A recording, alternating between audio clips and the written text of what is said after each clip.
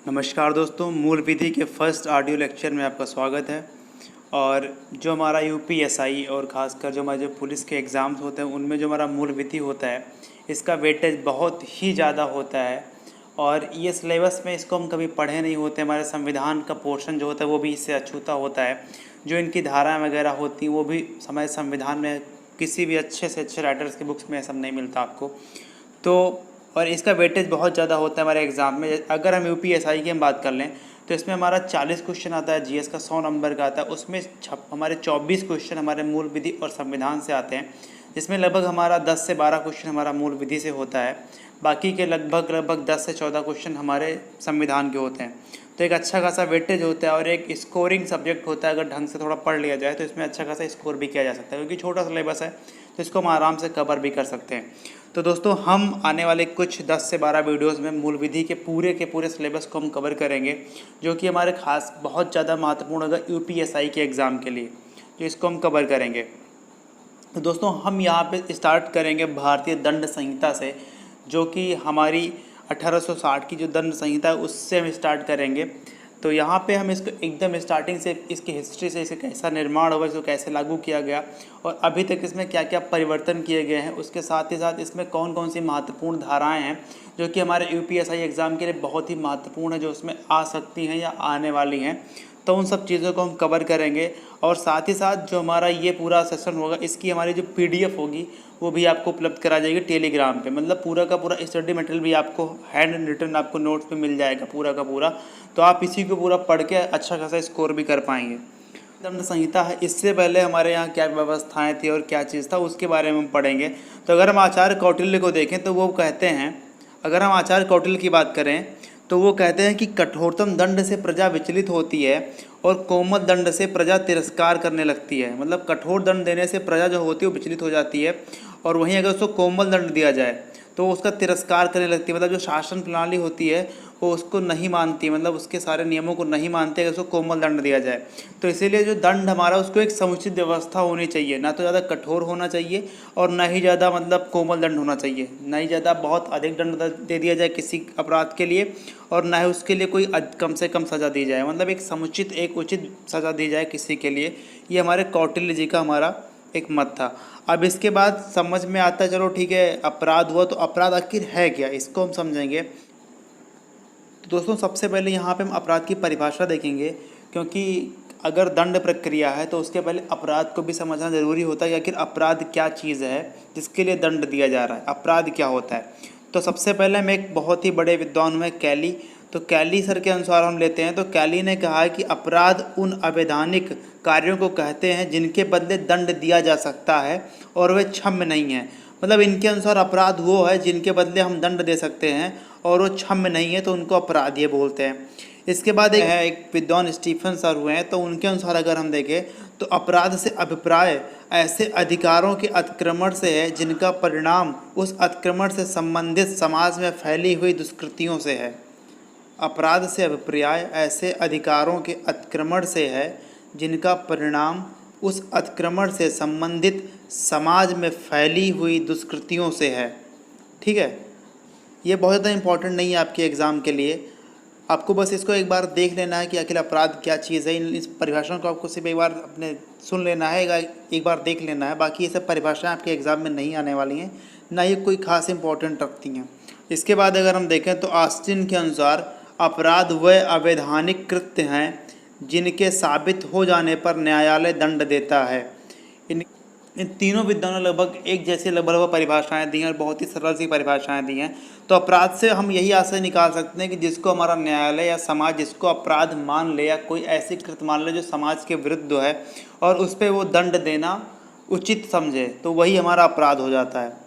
इसके अब हमने अपराध की परिभाषा देख ली है, तो अपराध के बाद दंड होना चाहिए। तो हम एक बार दंड विधान को भी देख लेंगे कि आखिर अपराध होने के बाद अपराधी को दंड देना आवश्यक क्यों हो जाता है, हम ये चीज़ भी देखेंगे। तो जहाँ तक दंड विधान की बात है तो यह एक सभ्य समाज में देखने को मिलता है, और जैसे जैसे मनुष्य सभ्यता की ओर अग्रसर होता है उसमें जो उसकी दंड की व्यवस्था होती है वो भी बदलती रहती है। तो प्रमुख रूप से 4 प्रकार के दंड विधान होते हैं। यहाँ पे जो पहला होता है कि निवारण सिद्धांत होता है कि अपराध के निवारण हेतु, मतलब कोई अपराध हो गया है या अपराध ना हो आगे, इसके लिए ये होता है कि अपराध का जो हो चुका है उसके निवारण के लिए यहाँ पे दंड दिया जाता है। दूसरा होता है निषेधात्मक सिद्धांत, अपराध के निषेध हेतु, मतलब आगे कोई ऐसा अपराध ना हो इसलिए अगर कोई अपराध हुआ तो उस पर दंड दिया जाता है कि फिर दोबारा समाज में ऐसा कोई अपराध ना हो। इसके बाद तीसरी बात जो हमारा तीसरा सिद्धांत है वो प्रतिकारात्मक सिद्धांत है, बदला लेने हेतु। मतलब जैसे कि अगर किसी के साथ कोई अपराध हुआ, किसी के साथ कोई गलत कृत्य हो गया है, तो वो परिवार या वो व्यक्ति चाहता है कि सामने वाले जिसने उसके साथ कुछ वैसा गलत कृत्य किया है उसको कुछ सज़ा दी जाए जिससे उसको एक आत्मसंतुष्टि मिलती है। तो यहाँ पे एक बदला लेने हुए तो भी दंड का प्रावधान किया जाता था या किया जाता है। और चौथी प्रक्रिया और जो चौथा जो सिद्धांत है सबसे महत्वपूर्ण सुधारात्मक सिद्धांत, यहाँ में अपराधी के सुधार है। तो मतलब अगर कोई अपराधी हो गया, उसने दंड कर दिया है, तो आगे ऐसा वो दंड ना करे, इसमें उसमें सुधार के लिए उसको दंड दिया जाता है कि वो सुधर जाए, मतलब आगे से कोई ऐसा अपराध ना करे। ठीक है, तो हमने अभी तक समझा कि अपराध की परिभाषा देख ली और हमने दंड विधान देख लिया कि मेन 4 टाइप के दंड विधान होते हैं। वहाँ पे निवारणार्थ के लिए निषेधात्मक सिद्धांत, प्रतिकारात्मक सिद्धांत, सुधारात्मक सिद्धांत। और हमने देखा कि कौटिल्य ने क्या कहा था अपराध के बारे में या दंड के बारे में। अब हम बात करेंगे कि भारतीय दंड संहिता आखिर है क्या चीज़ और यह कब से लागू हुई। तो भारतीय दंड संहिता बन के तैयार हुई थी 1860 में। भारतीय दंड संहिता जो थी 1860 में बन के तैयार हुई थी, लेकिन ये 1862 में लागू हुई थी। हम आपको आगे बताएंगे हर चीज़, लेकिन उससे पहले हम ये चीज़ देखेंगे कि भारतीय दंड संहिता आखिर है क्या चीज़ और ये इसके प्रावधान क्या क्या लागू कैसे होती है। तो भारतीय दंड संहिता जो है इंडियन पीनल कोड IPC भारत के अंदर के किसी भी नागरिक द्वारा किए गए अपराधों की परिभाषा व दंड का प्रावधान करती है। मतलब अगर जो हमारा जो सीमा है, हमारे जो भारत की जो सीमा है उसके अंदर किसी भी प्रकार का कोई अपराध होता है तो उसमें उस अपराध को परिभाषित करने का जो काम होता है वो हमारा भारतीय दंड संहिता करती है, अपराध को परिभाषित करने का काम। और एक बार अगर अपराध परिभाषित हो गया तो उस व्यक्ति को या उस अपराधी को उस अपराध के लिए क्या दंड देना चाहिए उसका भी प्रावधान भारतीय दंड संहिता करती है। ठीक है, अब इसके बाद ये होता है कि ये कहाँ कहाँ पे लागू होती है और इसका क्षेत्र विस्तार क्या क्या है। तो यह संहिता भारत की सेना पर लागू नहीं होती है। आपको ये पॉइंट ध्यान रखना है कि भारतीय दंड संहिता भारत की सेना पर लागू नहीं होती है। सेना इससे बाहर का क्षेत्र, सेना पे भारतीय दंड संहिता लागू नहीं होती है। इसके अलावा अनुच्छेद 370 हटने के बाद जम्मू एवं कश्मीर में भी अब भारतीय दंड संहिता लागू है। IPC अब जम्मू कश्मीर जो कि 5 अगस्त 2019 को धारा 370 हट गई थी, इस वजह से अब जम्मू कश्मीर में भी लागू हो गया है। लेकिन जब हमारी दंड संहिता पहली बार लागू हुई थी तब ये जम्मू कश्मीर में लागू नहीं थी। ठीक है, अब इसके बाद अगला पॉइंट हम देखेंगे कि भारतीय दंड संहिता को 1 जनवरी 1862 को लागू किया गया था। ये पॉइंट आप याद रखना कि भारतीय दंड संहिता को 1 जनवरी 1862 में लागू किया गया था। भारतीय दंड संहिता वर्ष 1860 में लॉर्ड मैकाले द्वारा प्रारूप संहिता का संशोधित संस्करण है। दंड संहिता को 1 जनवरी 1862 को लागू किया गया। 1 जनवरी 1862 को भारतीय दंड संहिता लागू हुई थी। आपको ये चीज़ ध्यान में रखना है। आगे इसमें क्या संशोधन हुए थे और ये कैसे पूर्णतः लागू हुई थी वो हर चीज़ें हम आगे देखेंगे, लेकिन आपको ये चीज़ याद रखनी है कि भारतीय दंड संहिता 1 जनवरी 1862 को लागू हुई थी और बन के तैयार कब हो गई थी 1860 में ही। आप नीचे की लाइन में देखेंगे कि भारतीय दंड संहिता वर्ष 1860 में लॉर्ड मैकाले द्वारा प्रारूप संहिता का संशोधित संस्करण है। मतलब 1860 में लॉर्ड मैकाले ने एक प्रारूप संहिता के रूप में एक संस्करण दिया था, उसी का संशोधित रूप जो है वो 1862 में लागू किया गया था भारतीय दंड संहिता के रूप में। ठीक है, और उसी टाइम आपको ये भी ध्यान रखना है कि उसी टाइम, ठीक है, उसी टाइम ये पाकिस्तान बांग्लादेश में भी यह संहिता लागू थी। मतलब उस टाइम जो हमारा जो पाकिस्तान और बांग्लादेश था वो भी भारत का ही हिस्सा था, तो वहाँ भी दंड संहिता लागू थी। लेकिन भारत की आज़ादी या फिर पाकिस्तान के भी बंटवारे के बाद भी पाकिस्तान और बांग्लादेश में अभी भी यह संहिता लागू है। ठीक है, तो भारतीय दंड संहिता ही पाकिस्तान और बांग्लादेश में भी लागू है। और इसके साथ ही साथ 1860 के दौर में ब्रिटिश उपनिवेश हुआ करते थे। ठीक है, तो उन्होंने ही इसको लागू किया था। तो उन्होंने Verma, Sri Lanka, Singapore, Brunei, Malaysia आदि देशों में भी इसी दंड संहिता को लागू किया था। ठीक है, अब तो इसमें काफ़ी परिवर्तन हो चुका है, लेकिन उस टाइम यही दंड संहिता वहाँ भी लागू की गई थी। ठीक है, अब इसके बाद हम बात करेंगे कि आखिर इसमें प्रस्तावना में क्या क्या है, इसमें कुल कितने अध्याय हैं और वह कितनी धाराएं हैं। तो सबसे पहले हम आपको बता दें कि भारतीय दंड संहिता में 23 अध्याय हैं। ठीक है, 23 चैप्टर हैं और 511 धाराएं हैं। भारतीय दंड संहिता में कुल 23 अध्याय हैं और 511 धाराएं हैं। ये क्वेश्चन कई बार पूछा जा चुका है, आप इसको याद रखेंगे। ठीक है, अब इसके बाद हम बात करेंगे प्रस्तावना के बारे में कि भारतीय दंड संहिता की स्टार्ट कहाँ से होती है, इसकी प्रस्तावना क्या है। तो उद्देशिका में जो कहा गया है भारतीय दंड संहिता की उद्देशिका में कहा गया है कि भारत के लिए एक साधारण दंड संहिता का उपबंध करना समाचीन है, अतः यह निम्नलिखित रूप से अधिनियमित किया जाता है। उद्देशिका में कहा गया, ये आपके लिए इम्पोर्टेंट नहीं है, लेकिन इसकी बाद जो धाराएं होंगी वो आपके लिए बहुत ही इंपॉर्टेंट होने वाली, उनको आपको एक एक धारा को बाकायदा याद रखना है आपको। ठीक है, तो उद्देशिका इतनी महत्वपूर्ण नहीं है, लेकिन इसमें कहा क्या गया उसको फिर से एक बार हम समझ लेते हैं। भारत के लिए एक साधारण दंड संहिता का उपबंध करना समाचीन है, अतः यह निम्नलिखित रूप से अधिनियमित किया जाता है। ठीक है, आप चलते हैं बढ़ते हैं धारा की तरफ। तो हमारी प्रस्तावना में 5 धाराएं हैं, 1 से लेकर 5 तक। पहले उन 5 धाराओं को हम देखते हैं। तो जो धारा 1 है, धारा 1 कहती है कि संहिता का नाम और उसके प्रवर्तन का विस्तार, यह अधिनियम भारतीय दंड संहिता कहलाएगा। ठीक है, धारा 1 में संहिता का नाम दिया गया है और उसका विस्तार दिया गया कि कहाँ कहाँ तक यह लागू होगा। ठीक है, तो इसमें कहा गया है कि यह अधिनियम भारतीय दंड संहिता कहलाएगा और इसका विस्तार संपूर्ण भारत पर होगा। लेकिन आपको एक चीज़ ध्यान रखनी है कि ये जो संपूर्ण भारत है ये 5 अगस्त 2019 से हुआ है। इसके पहले ये कश्मीर पर लागू नहीं हुई थी। स्टार्टिंग में जब ये लागू हुई थी तो ये कश्मीर पर लागू नहीं हुई थी। तो ये 5 अगस्त है, जो हमारा 5 अगस्त 2019 था, उस दिन ये संपूर्ण भारत पर लागू हुई थी। ठीक है, तो धारा 1 हमारी जो है वो संहिता का नाम और उसके प्रवर्तन का विस्तार है। यह उसमें कहा गया है यह अधिनियम भारतीय दंड संहिता कहलाएगा और इसका विस्तार संपूर्ण भारत पर होगा। ठीक है, अब बढ़ते हैं धारा 2 की तरफ। तो धारा 2 में कहा गया है कि भारत के भीतर किए गए अपराधों का दंड, ठीक है, हर व्यक्ति इस संहिता के उपबंधों के प्रतिकूल हर कार्य या लोप के लिए जिसका वह भारत के भीतर दोषी होगा, इस संहिता के अधीन दंडनीय होगा। मतलब इसके अधीन ये कहा गया है कि जो भी व्यक्ति या भारतीय दंड संहिता केवल भारत पे लागू होगी, ये हमारा धारा 1 बोलता है। और धारा 2 बोलता है कि भारत के अंदर जितने भी व्यक्ति निवास करते हैं उन सभी पे अभी सेना हमारा अपवाद था, सेना को छोड़ के उन सभी पे दंड संहिता लागू होगी अगर वो उपबंधों इस संहिता, मतलब जो हमारी भारतीय दंड संहिता है उसके जो नियम हैं या उपबंध है उसके प्रतिकूल, मतलब उसके खिलाफ कोई कार्य करता है, या लोप मतलब वहाँ पे अपराध या भ्रष्टाचार हम कह सकते हैं, ऐसा कोई कार्य करता है तो वह भारत के भीतर अगर है तो उस पर यह दंडनीय होगा, यह संहिता उस पर अधीन होगी। ठीक है, अगर वो भारत के बाहर होगा, भारत के बाहर का निवासी है और भारत के बाहर ऐसा कुछ होता है तो उस पर संहिता लागू नहीं होगी या केवल भारत के अंदर ही लागू होगी। ये धारा 2 हमारी बताती है। ठीक है, इसके बाद अब हम बढ़ते हैं धारा 3 की तरफ। तो धारा 3 हमारी कहती है भारत से परे किए गए किंतु उसके भीतर विधि के अनुसार विचारणीय अपराधों का दंड।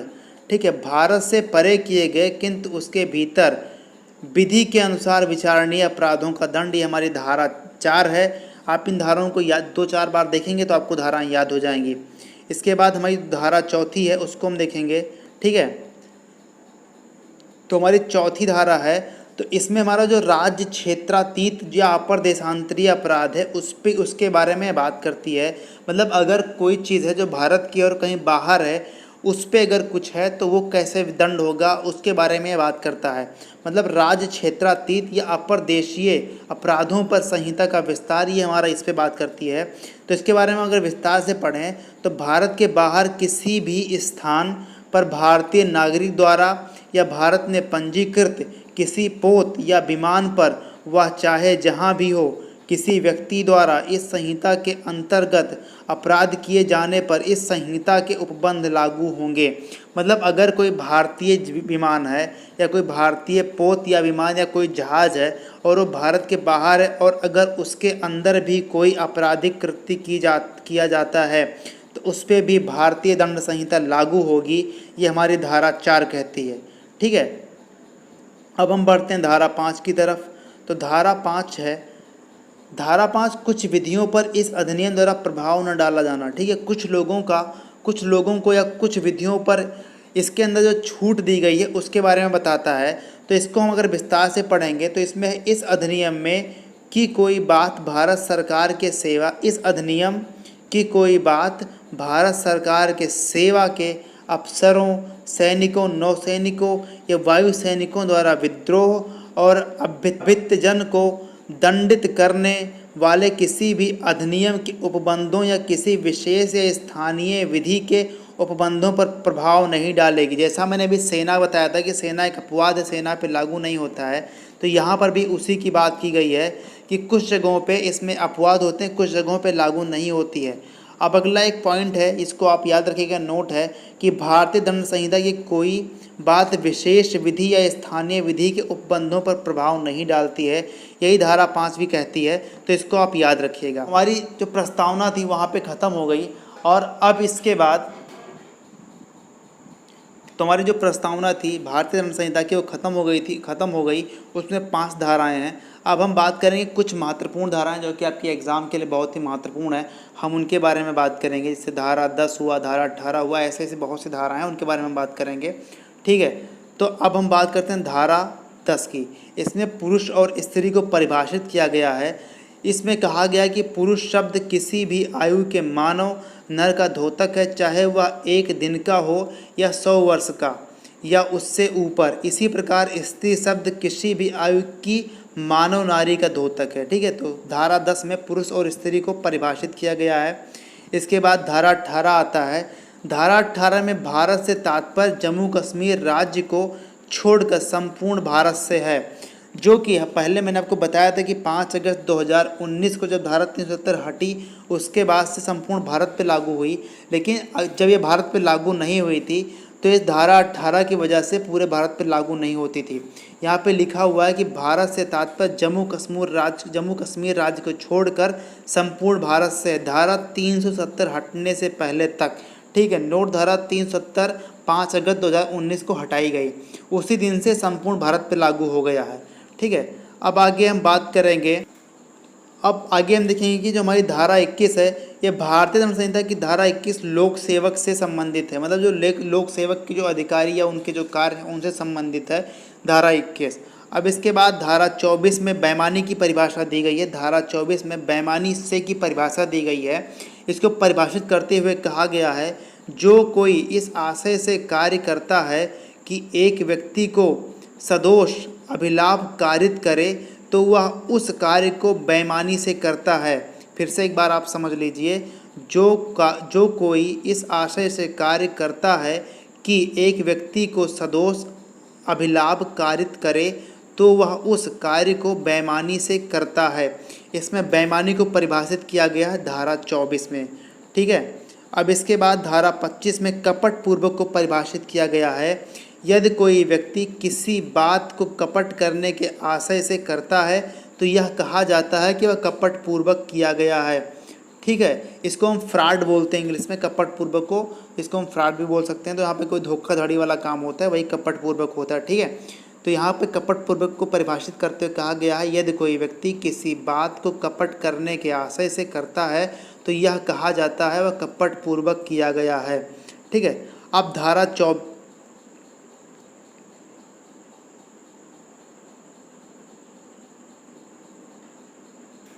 अब इसके बाद धारा 34 हमारी जो बहुत ही महत्वपूर्ण है। ठीक है, धारा 34 की हम बात करेंगे, ये थोड़ी सी महत्वपूर्ण हो जाती है।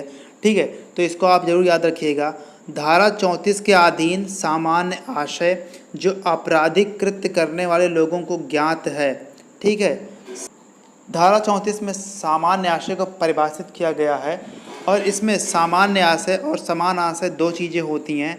समान आशय सिमिलर इंटेंशन एवं सामान्य आशय कॉमन इंटेंशन में थोड़ा सा अंतर होता है, उसको हम समझ लें एक बार कि सामान्य आशय में पूर्व नियोजित योजना एवं पूर्व सहमति होती है, जबकि समान आशय में पूर्व नियोजित योजना एवं दिमागों का सम्मेलन नहीं होता है। ठीक है, तो ये कोई खास चीज़ नहीं है, लेकिन आपको बस इतना याद रखना है कि इसमें सामान्य आशय को परिभाषित किया गया है। ठीक है, और इसके तहत कुछ केस भी हैं, आप इनको एक बार गूगल कर लीजिएगा, एक बार आप इनको देख लीजिएगा।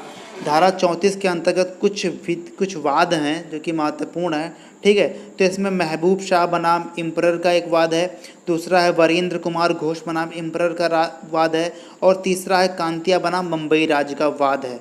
ठीक है, और जो हमारी धारा 40 है आज की अंतिम धारा होगी। ठीक है, इसके बाद हम अगली वीडियो में कंटिन्यू करेंगे।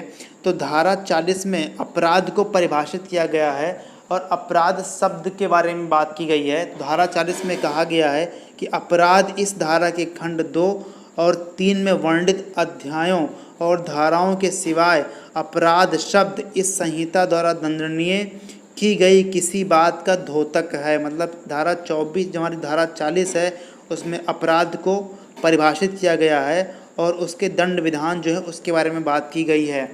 तो दोस्तों, आशा करता हूँ आपको वीडियो समझ में आई होगी और आपको वीडियो अच्छी लगी होगी।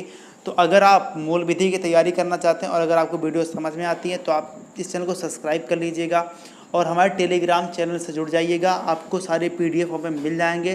ठीक है, और लगभग का पूरा हम जो हमारा सिलेबस है SI का, ठीक है, वो पूरा हम कंप्लीट कराएंगे। तो नमस्कार दोस्तों, धन्यवाद।